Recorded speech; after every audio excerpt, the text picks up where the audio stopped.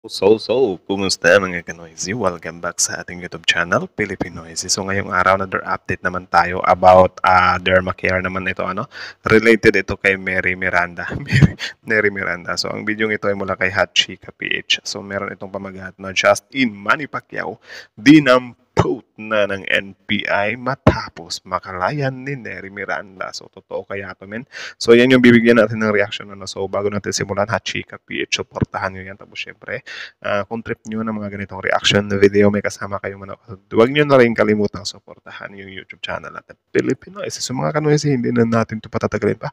Simulan na natin. So again, ang pamagat ng video ito, Justin Manny Pacquiao, dinampot na ng NBI matapos makalaya ni Nery Miranda. So, ano kaya yung katotohanan dito? Yan yung aalamin natin. So again, Hachika PH, Filipino, like, comment, share, subscribe, start.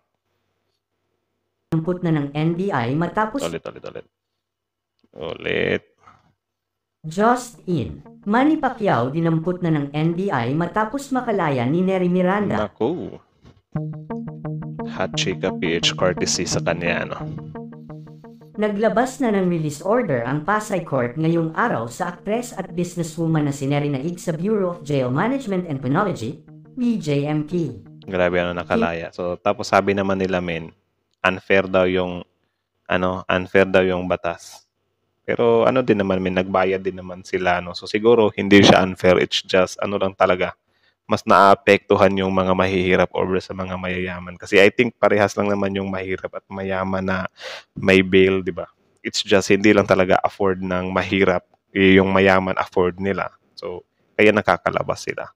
Pero ang para sa akin, kung akong tatanungin kung ano yung unfair is yung kapag mayayaman, may pa-presscon or pinapangalagaan, hindi nilalabas yung mga picture nila kapag dinadala sila sa presinto.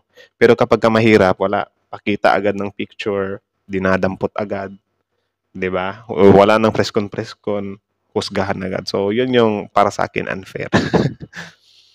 Yung pirma ni BJMP spokesperson J-Sup J. Rex Bastinira na nakatanggap na ng agarang pagpapalaya sa aktres na si Nery Miranda matapos na bawiin ang warrant of arrest laban sa kanya. Nako. Kinumpirma naman ito ng abogado ng aktres. Pahayag ni Nery Miranda sa pamamagitan ng kanyang abogado na si Attorney Aureli Sinsuat kasunod ng pag-utos ng Pasay City RTC Branch 112 sa BJMP ng agarang pagpapalaya sa naturang aktres. We confirm that the Regional Trial Court of Pasay City, Branch 112 has granted our motion to quash the warrant of arrest issued against Nery Miranda. Akala ko ba hindi na siya makakapag-bail kasi yun nga, mga mabibigat yung pinukol sa kanya. Pero grabe, nakapag-bail pa rin. Amazing. The court has also ordered her immediate release from custody, pending the reinvestigation of the case by the Office of the City Prosecutor. We appreciate the court's decision, which underscores Nery's constitutional right to due process.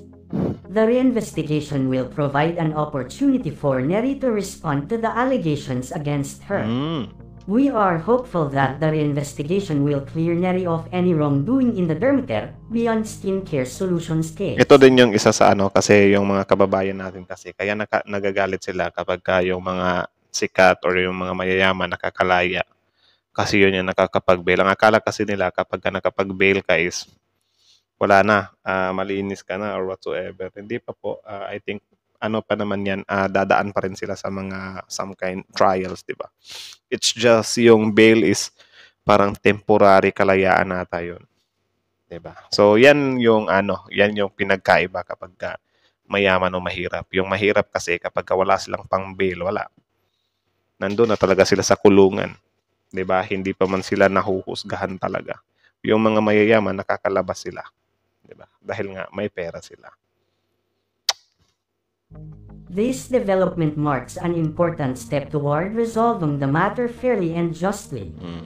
Samantala matapos namang makalaya ni Nery Miranda ngayong araw, ay ayon sa balita ay pinag-aaralan na ang gagawing hakbang para sa iba pang sangkot sa nasabing issue ng kumpanyang Dermacare. Yun din, pinag-iinitan din kasi yung mga yung mga kasama or yung mga involved din. Matatandaan na dawat sa isyo ang boxing champ na si Manny Pacquiao at ang aktres na si Rufa Mae Quinto dahil kabilang ang mga ito sa ambasador ng nasabing brand. Grabe, silang dalawa pala yung some kind mga big investor ba or endorsers, kasi sa pagkakaalam ko endorser lang tong si Rufa daw, sabi niya. Ayon pa sa source, halos kalahati ng kumpanya ay pag-aari umano ni Manny at malaki ang bahagi nito sa nasabing kaso ng kumpanya. Totoo ba? Matatandaan na kahapon nga ay naglabas na din ng warrant of arrest laban kay Rufa Mae Quinto ang NBI, ngunit kasalukuyan pa itong nasa ibang bansa.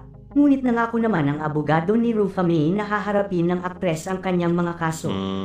Samantala ngayong araw yan naman talaga yung yung maganda, yung haharapin mo yung mga ikinaso sa iyo, kasi kung wala ka naman talagang kasalanan, hindi ka naman talaga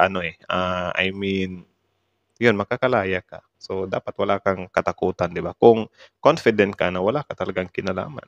Di ba? Yung iba kasi tumataka sila eh. So, parang mas lalo tuloy silang nagmukhang guilty. Ay inilabas na din ang warrant of arrest kay Manny Pacquiao dahil sa pagkakasangkot nito sa nasabing kaso ni Nery. Talaga ba? Ayon pa sa source ay agad na sumuko si Manny sa mga pulis matapos nitong matanggap ang warrant of arrest. Nahaharap nga din si Manny sa mga kasong isinampa kay Nery Miranda. Ito ay ayon sa aming source. So, sino ang source? Agad din na daw na nakapagpiyansa Palabas ng source? si Manny Pacquiao at pinalaya na din ngayong araw ng mga Dapat sa mga ganito, meron silang di ba? Mga source list sa baba.